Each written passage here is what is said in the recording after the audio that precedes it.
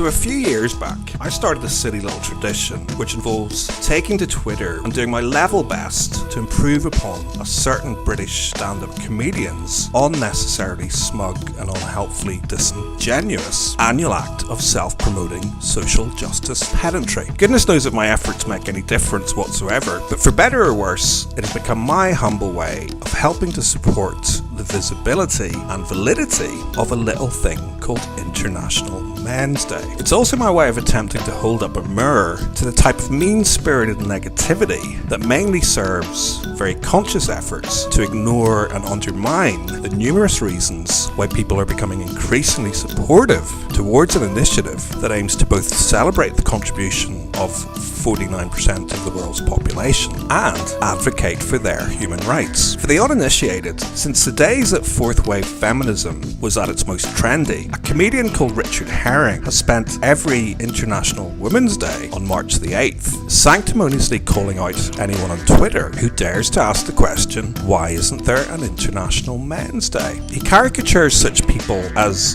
furious, shrivel-dicked cheese helmets who are so busy manufacturing injustice out of the existence of International Women's Day that they are too stupid or lazy to even run their question past a simple search engine. From his perspective, asking the question, why isn't there an International Men's Day, is a transparently self-centered act, especially on International Women's Day, because in his Oxbridge-educated experience, men maintain such patriarchal privilege that every day is effectively International Men's Day. Consequently, heroically even, Richard spends 24 hours every March self-policing the World Wide Web and attempting to somehow make Twitter a better place for all womankind by targeting any transgressors thoughtlessly tweeting this terrible, triggering thought crime. And in a succinct act of public shaming, he retweets their query to his 200-odd thousand followers, while smugly pointing out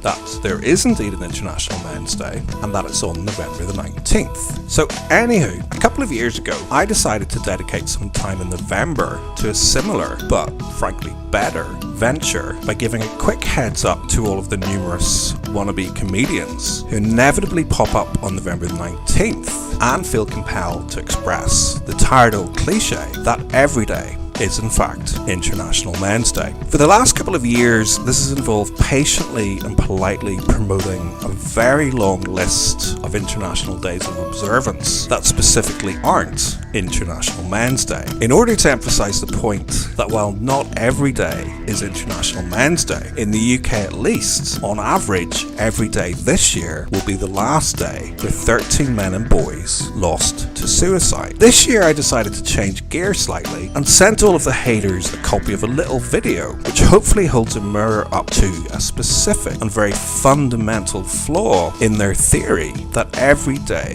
is International Men's Day. Naturally, it seemed appropriate to feature the voice of the man who claims to have done more to promote International Men's Day than anyone else on the planet. It is difficult to think of a single public figure who has done more to undermine and rubbish International Men's Day, but Richard is becoming increasingly defensive about his previous disdain for the day, and I remain optimistic that the recent birth of his first son will eventually lead him down a path where he feels entirely at ease celebrating 2 gender-specific days out of the 365 available annually. I don't know if you know this, March the 8th is International Women's Day.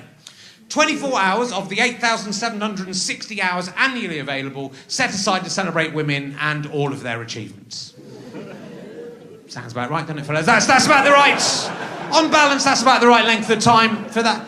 If we were going to be brutally honest, 21 hours would be enough to get that job done, wouldn't it? But I mean, how churlish and pathetic would we look if we said, we're going to let you have International Women's 21 hours? They'd be pathetic. Let's be the bigger people. Say, we're going to bump that up to the full day.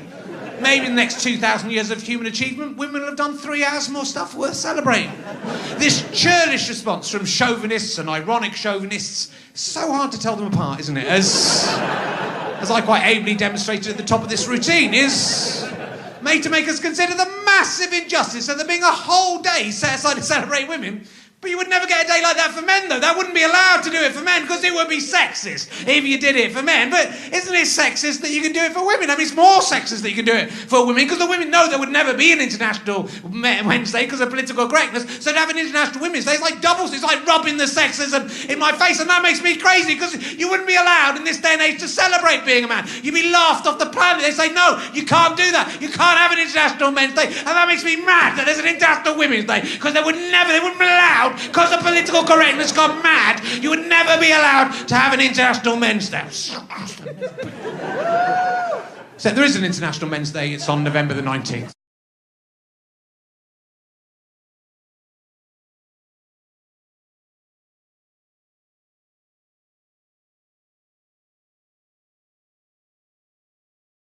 There's been one for quite a while. It's equal, it's fine. No one's upset about the existence. No one really cares that it exists because it's stupid. But there is one. If you want to celebrate it, go ahead. It's on November the 19th. Can't you see it too? There's an elephant in the room.